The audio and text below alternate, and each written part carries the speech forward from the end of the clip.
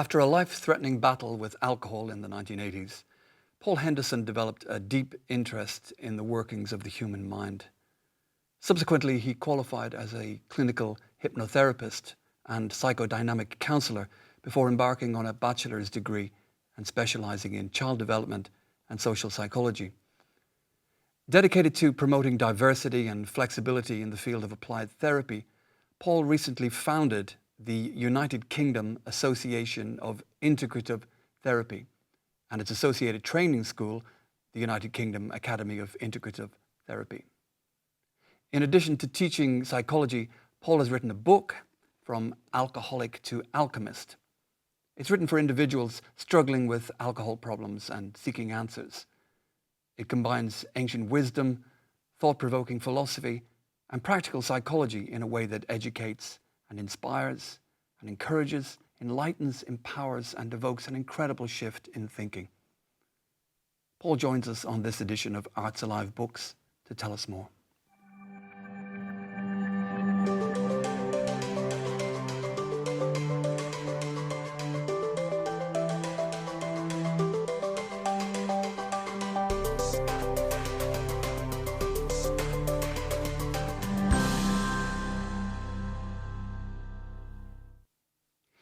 Welcome to Arts Alive Books, and welcome to our guest, Paul Henderson.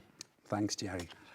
Paul, I want to get on and talk a little bit about the book in a few moments and about the programme behind it. But do you want to tell us a little bit about your background and the kind of events and situations that are behind this? Certainly, yeah. Well, I'm from Liverpool, as my accent might betray. And I had a relatively good upbringing. Rough and ready, as Liverpool can be. You know, when I was younger, in the 60s, there was quite a gang culture, so I had to be quite streetwise, and basically my sense of humour would get me through those days. There was a lot of what we used to call skitting and taking the mickey out of each other, which I would find I could give as good as a gar, but I would find it quite deep cutting when I walked away, and I would be affected by that. And I developed a really deep interest in music and formed a band by the age of 15, and we went on to do nightclubs by the age of 18, nightclubs and festivals around the country. We were quite successful. But obviously the drinking started to come in round about the age of 18. And at first it was binge drinking. I always found that I needed to have more drink than the members of the band when we were going out.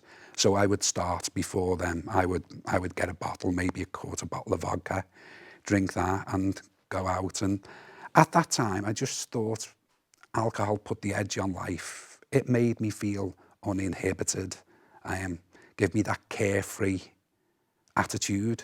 And I began to drink quite heavily. At first, there was no problems. But there isn't when you're that young, is there? No. You could just get up and function next day. Yeah, I suppose it was drinking culture, being around the nightclubs and the festivals. So I didn't go, nobody really noticed anything in my drinking escalating at that time. Saying that, it did escalate quite quickly. And by the time I was 22, I become a blue coat for a holiday camp. And I was finding that of a morning, I couldn't hold a bottle. I had to get up, I had to keep a bottle next to my bed. I would get out of bed shaking from head to toe, withdrawing from alcohol. I would get into the shower, I would glug from a bottle. I would inevitably throw that up, stay under the shower. And once I got enough alcohol down me to stop the shakes, then I would go about my day. And quite honestly, nobody noticed any different for quite some time. That's the way I functioned on a daily basis. So at what point did you acknowledge to yourself that you had a problem? I knew I had a problem at that point. So I probably knew I had a problem from the age of around 20. I'd been banned from driving. I'd actually been banned from driving a number of times. And I think at that point I realised I had a problem, because I would do things that my conscience would never let me do while I was under the influence of alcohol. Nothing major, but I did get done for driving offences, mainly drink driving on drink driving bans, which is something I'm not proud of. I also started to get quite temperamental as well. I could fly off the handle. I was never a violent or aggressive person, but when I had drink, sometimes I would get quite paranoid. And I have hit out at friends, and it was mainly verbal, but on one or two occasions it did become physical. I think you're depicting a very familiar story for some people, and a kind of story that's abroad within the culture. So at what point did you decide to do something about it? Okay, it was, I think, like many people in that situation, the first thing we want to do is deny it, because we become dependent on it to a point, and alcohol becomes our best friend. So when people notice that we've got to, that there's something radically wrong with our drinking, we tend to defend it. So although I did go for treatment around about the age of probably about 23, 24, my heart wasn't in the treatment. I was going because other people, my family, who really, I devastated my family. I've got a very close-knit family, very loving family, very supportive family, and I was devastating the family. So initially I went for them. And it's funny because when I drank, I done things like I say I'm not proud of, and I would call my family for everything. I would blame them for me drinking, which is not unusual. But when I sobered up, the guilt and the remorse that I felt was unbearable. Mm-hmm. So inevitably what I wanted to do, I wanted to escape. I wanted to escape the way I was feeling, which I think is the whole problem with alcohol, which I'll come to in a bit. So inevitably what I would do, I would drink. And I think we were talking early on, talking about the effects of alcohol on the brain. And alcohol, when it reaches the frontal lobes of the brain, that's the area that deals with our inhibitions. And the first thing that happens when we drink alcohol, especially to excess, is that we become uninhibited. And a simple way of putting that is that we don't care. So if I was feeling tremendously guilty after upsetting my family and after calling them for all sorts, just hitting out at them because we hit out at the ones that we love, and when I drank, I found that I didn't care. And I think this is the problem with alcohol in general today. I don't believe in the illness and disease model anymore. I believe alcoholism is a destructive habit that's used as a form of escaping our problems. I think we may need to unpack that a little bit. I mean, if we shoot forward a little bit in your career, your life, you've started to understand alcoholism in a particular way. Mm-hmm. You started to look at a whole lot of different ideas surrounding it, some scientific, some philosophical, and so on. And so you've moved towards the material that's in the book, basically, which is a very particular form of understanding of alcoholism as an issue. So you say you don't subscribe to the illness model of alcoholism, which would be, if you could describe it for us? The illness model, the illness and disease model, basically says that alcoholism is an illness or a disease. And recently, I've just had some lottery funding to construct a website based on the philosophy in the book. And I was doing some research, and I was researching some historic evidence of the disease model of alcoholism. And I found that it come about as a result of the alcohol industry themselves wanting to de-demonize alcohol after prohibition. What they wanted to do is move the negative connotations of alcohol from the bottle to the person themselves in order to sell a lot more alcohol. And so they brought research organisations in to find a disease called alcoholism. Shortly after that, when the disease of alcoholism was beginning to be recognised, the alcohol industry, treatment industry, came about and started to grow. And now people couldn't get paid for treating people with alcoholism. Therapists couldn't get paid unless it was an official illness or disease. So eventually, the government, with pressure from the alcohol treatment industry, made alcoholism a disease. Yeah. And to this day, I think to myself, well, if it's a disease or it's an illness, that's something external, that's something that's impacting on us over which we have no power. And that's simply not the truth about alcoholism. Well, what is then the truth according to you? I mean, this is the longer version of the book that you've written, Yeah. and it's very well sort of structured and thought out. This is a shorter version. So in a nutshell, if you had to describe your approach, what would it be? Okay, I deem alcoholism to be a mechanism of escape.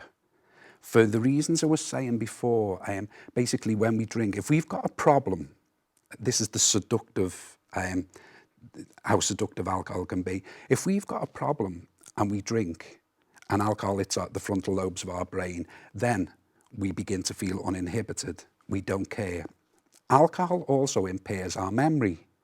So when we have a problem, we drink, we don't care, and we can't remember properly. And we think we found a magical panacea to all life's problems. I think it was Freud who said that, the human species are a pleasure-seeking species. They'll take the path of least resistance from pain to pleasure. So when we have a problem in life, the path of least resistance is to have a drink. We become uninhibited, we forget, and it seems like the problem has been solved. But it hasn't actually been solved. What we've done, we've just masked the problem, temporary. And we've masked it temporary. We know it's going to come back with a vengeance when the effects of alcohol start to wear off. But to return to the other model, I mean, that's going to work well for some people who enjoy a drink, but for other people who seem to be either genetically or psychologically predisposed, then alcoholism is a constant issue, a problem. I think you've picked up a really good point there as well, because there's no actual evidence to say that alcoholism is genetically predetermined. And I mean predetermined, I don't mean it has an influence. We know genetically that genetics can have an influence on alcoholism.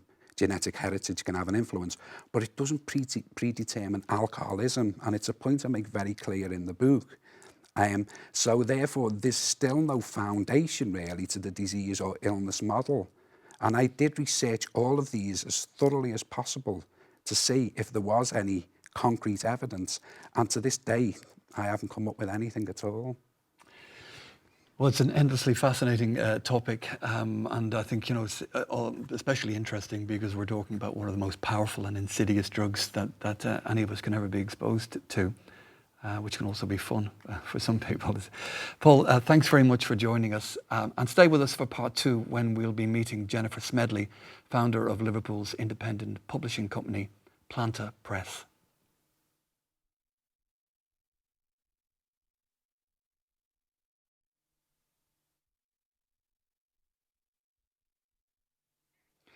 Planta Press was set up in December 2010 by Jennifer Smedley in order to publish her debut novel.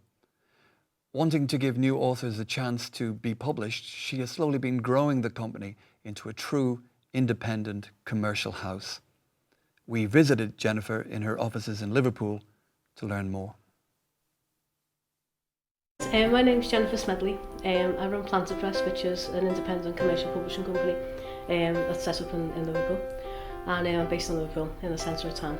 And I set it up in 2010 when I published my own novel. It's a Norwegian fairy tale.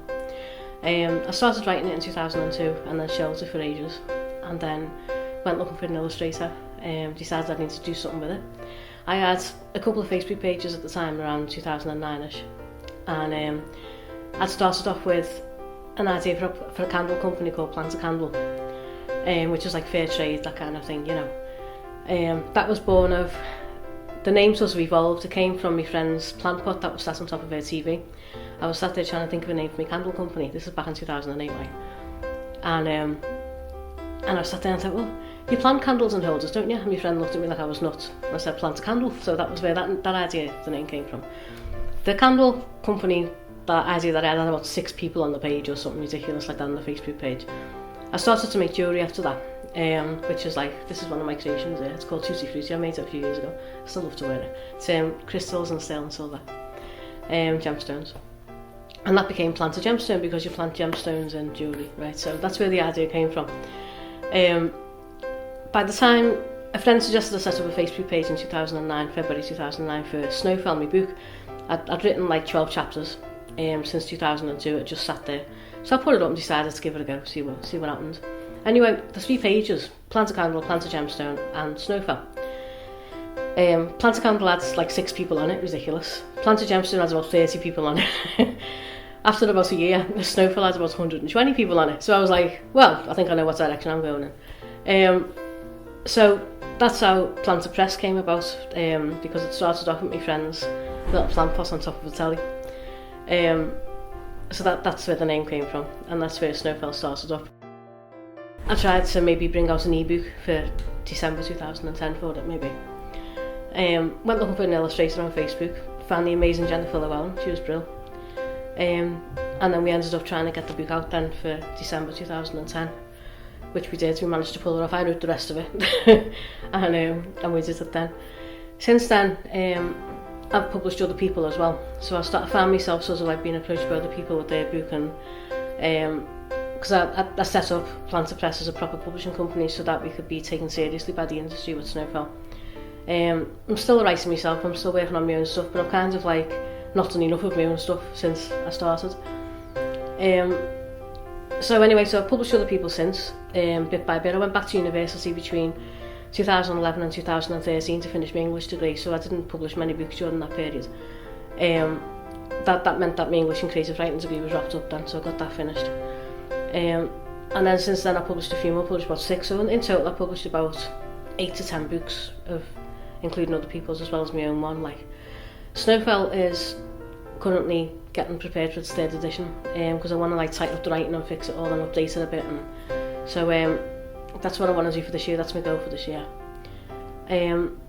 It's not the easiest thing in the world being an independent publisher, because the idea of being an independent author in itself is full of stigma, because you're seen as sort of, I knew I could write, I did very well at A-level in writing. I think I got an A in 100% because we're in grade I when I was 18, so I know I can write. I knew I could write, so I knew that I had that confidence.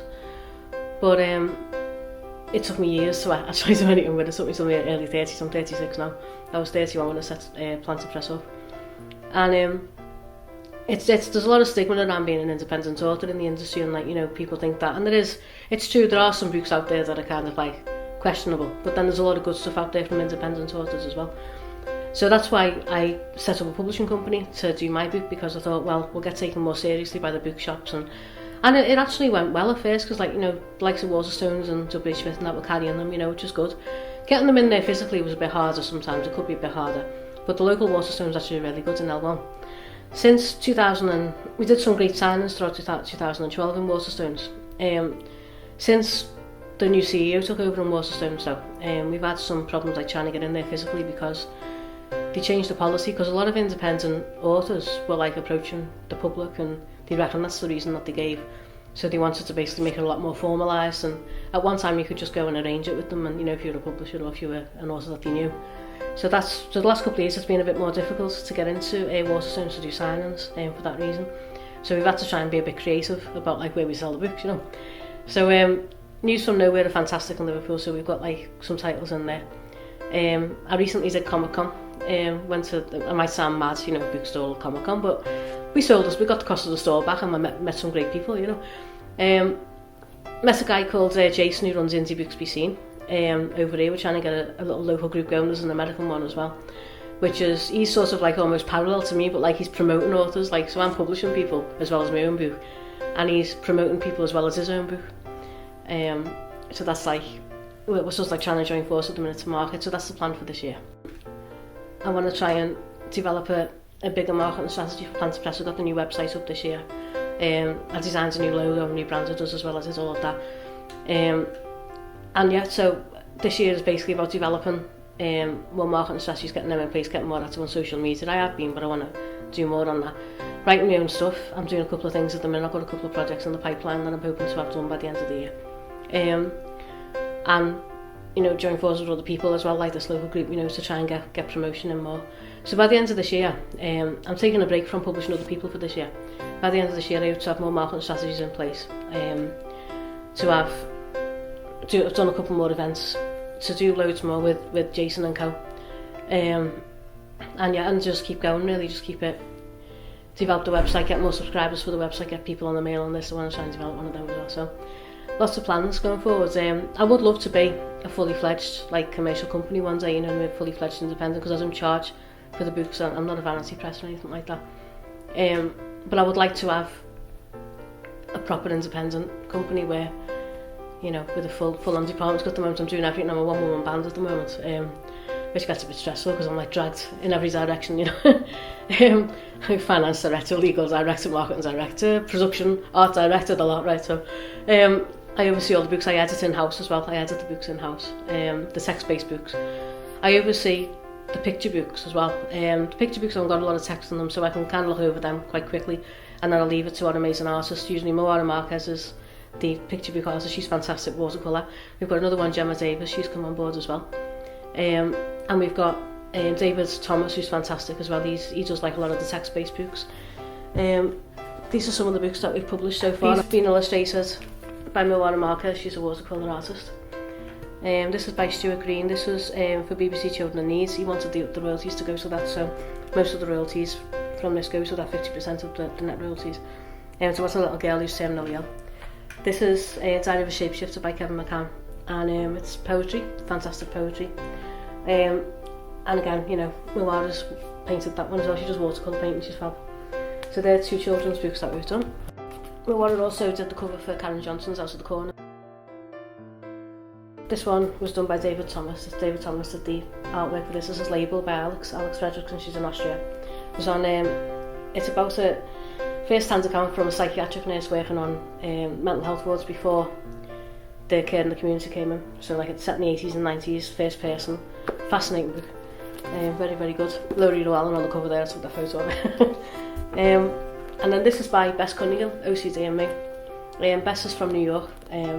So we did a lot of these online, some of the authors internationally, so it's mad stuff. Bess recovered from OCD. Well, she lives with OCD, but she does it more effectively now because she's learned how to overcome it through natural methods.